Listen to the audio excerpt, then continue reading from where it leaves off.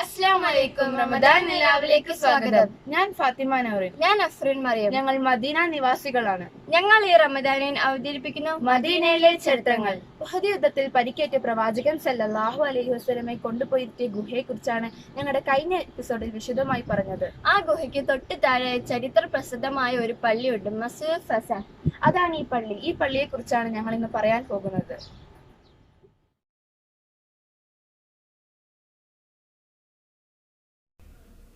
റസൂലും അനുചരന്മാരും മലയുടെ അടിവാരത്തേക്ക് പിൻവാങ്ങി സുരക്ഷിതമായ ഒരു താവളത്തിലെത്തിച്ചേർന്നു.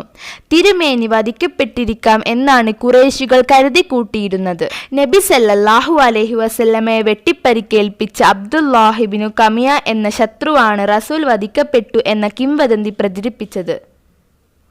ഇത് അറിയുന്നതിനു വേണ്ടി അബു സുഫിയാൻ ഉഹദ് താഴ്വരയിലെത്തുകയും ഒരു പാറപ്പുറത്ത് കയറി ഇപ്രകാരം ഉച്ചത്തിൽ വിളിച്ചു ചോദിക്കുകയും ചെയ്തു: നിങ്ങളുടെ കൂട്ടത്തിൽ മുഹമ്മദ് ജീവിച്ചിരിപ്പുണ്ടോ? റസൂൽ അത് കേൾക്കുന്നുണ്ടായിരുന്നു, പക്ഷേ അവിടുന്ന് മറുപടി പറഞ്ഞില്ല. ഉമർ റളിയല്ലാഹു അൻഹുവിനെ കാണാനിടയായ അബു സുഫിയാൻ അദ്ദേഹത്തോട് ചോദിച്ചു: ഉമറെ, അല്ലാഹുവിൽ സത്യം ചെയ്ത് ഞാൻ ചോദിക്കുന്നു, ഞങ്ങൾക്ക് മുഹമ്മദിനെ വധിക്കാൻ സാധിച്ചില്ലേ? ഉമർ റളിയല്ലാഹു അൻഹു പറഞ്ഞു: അല്ലാഹുവിൽ സത്യം, ഒരിക്കലുമില്ല.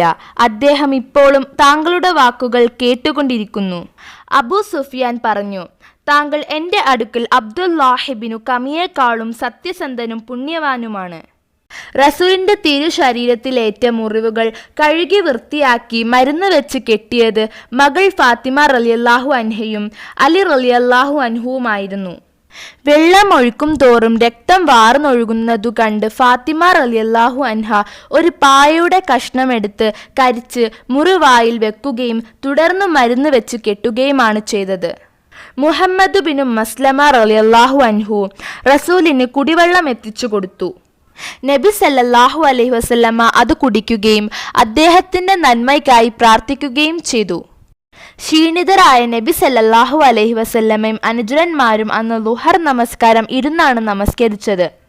ഉഹദ് താഴ്വരയിൽ അല്പം നിരപ്പായ ഒരു ഭാഗത്ത് നമസ്കരിക്കാനുള്ള സംവിധാനം ഒരുക്കുകയായിരുന്നു. റസൂൽ സല്ലല്ലാഹു അലൈഹി വസല്ലമ നമസ്കാരത്തിന് തയ്യാറായപ്പോൾ അദ്ദേഹത്തിനടുത്തായി സ്ഥലം കിട്ടുന്നതിനായി സഹാബികൾ പരസ്പരം മത്സരിക്കുകയുണ്ടായി. പ്രവാചക സ്നേഹം വഴിഞ്ഞൊഴുകിയ സന്ദർഭം. റസൂൽ സല്ലല്ലാഹു അലൈഹി വസല്ലമ പറഞ്ഞു: നിങ്ങൾ വിശാലത കൈക്കൊള്ളുക.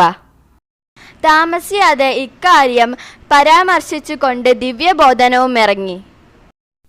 അല്ലയോ വിശ്വാസികളെ, നിങ്ങളോട് സദസ്സുകളിൽ സ്ഥല സൗകര്യം ഉണ്ടാക്കി കൊടുക്കുക എന്ന് നിർദ്ദേശിക്കപ്പെട്ടാൽ നിങ്ങൾ അപ്രകാരം ചെയ്യുക.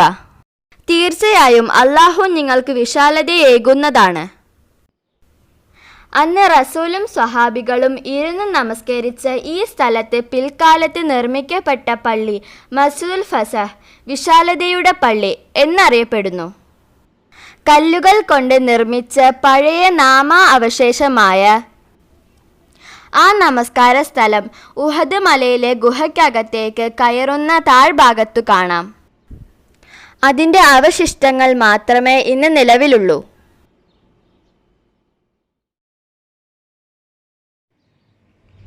ഞങ്ങളുടെ ഇന്നത്തെ വിവരണം എല്ലാവർക്കും ഇഷ്ടപ്പെട്ടെന്ന് ഞങ്ങൾ വിശ്വസിക്കുന്നു.